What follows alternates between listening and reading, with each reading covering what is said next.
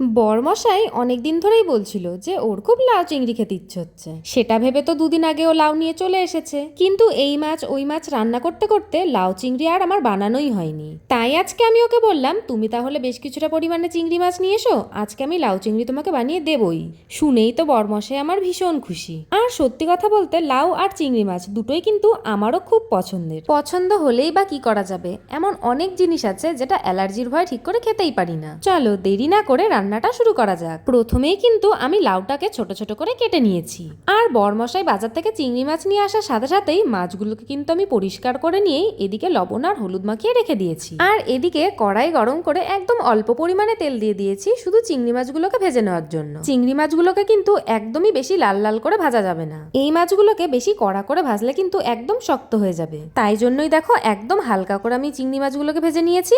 এরপর ওই তেলেই আমি ফোড়নে দিয়ে দিচ্ছি জিরে, তেজপাতা, শুকনো লঙ্কা, দারচিনি, এলাচ আর লবঙ্গ। ফোড়নটাকে বেশ কিছুক্ষণ ভেজে নিয়েই আমি কিন্তু এর মধ্যে দিয়ে দিচ্ছি আগে থেকে গ্রেট করে রাখা কিছুটা পরিমাণে আদা কুচিটাকে ভালো করে ভেজে নিয়েই আমি এখন এর মধ্যে দিয়ে দিচ্ছি ছোট ছোট করে কেটে রাখা লাউ। তোমরা চাইলে কিন্তু লাউটাকে আগেও সেদ্ধ করে নিতে পারতে, আমি আর সেদ্ধ করিনি যেহেতু লাউটা পুরোই কচি ছিল। এখন আমি এর মধ্যে দিয়ে দিচ্ছি পরিমাণ মতন লবণ, হলুদ, লঙ্কার গুঁড়ো, জিরের গুঁড়ো আর স্বাদ মতন চিনি। এই সমস্ত কিছু কিন্তু আমি এবার ভালো করে নেড়ে চেড়ে নিচ্ছি। লাউগুলো একটু সেদ্ধ হয়ে আসলেই এখন আমি এর মধ্যে দিয়ে দিচ্ছি দুটো তিনটে চিড়ে রাখা কাঁচা লঙ্কা। এর মধ্যে কিন্তু আমি একটুও জল অ্যাড করব না, কারণ লাউয়ের থেকেই যেটুকু জল বেরিয়েছে তাতে কিন্তু সম্পূর্ণ রান্নাটাই আমার হয়ে যাবে। চলো লাউ চিংড়ি আমার এদিকে হতে থাকুক, আর আমি আমার প্রিয় কিছু দিদিভাইদের নাম তোমাদের সাথে শেয়ার করি। প্রিয়াঙ্কা সঞ্জু দিদিভাই বলছে, তোমার কথাগুলো শুনলে মনটা পুরো ভালো হয়ে যায় দিদিভাই, থ্যাংক ইউ সো মাচ এত সুন্দর একটা কমেন্ট করার জন্য।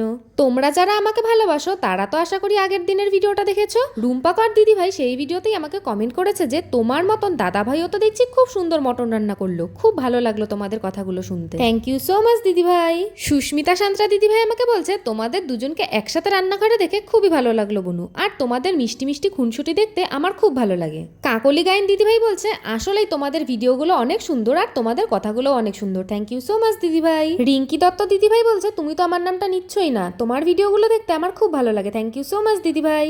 এই দেখো আমার প্রিয় দিদিভাইদের নাম তোমাদের সাথে শেয়ার করতে করতে লাউ চিংড়ি কিন্তু আমার একদম রেডি। আজকের এই রেসিপিটা তোমাদের কেমন লাগলো আমাকে কিন্তু তোমরা অবশ্যই জানিও। আশা করি তোমরা সবাই এইভাবে লাউ চিংড়ি খেয়েছো, আর যারা কখনো খাওনি তারা কিন্তু অবশ্যই বাড়িতে একবার ট্রাই করো। সত্যি কথা বলতে এই রেসিপিটা যে এতটাই টেস্টি হবে খেতে, এটা তো আমি ভাবতেই পারিনি। আজকের মতন এইটুকুই, তোমরা সবাই ভালো থেকো, সুস্থ থেকো। চলে আসবো আবার নতুন আর একটা রান্নার ভিডিও নিয়ে। তো চলো সবাইকে টাটা।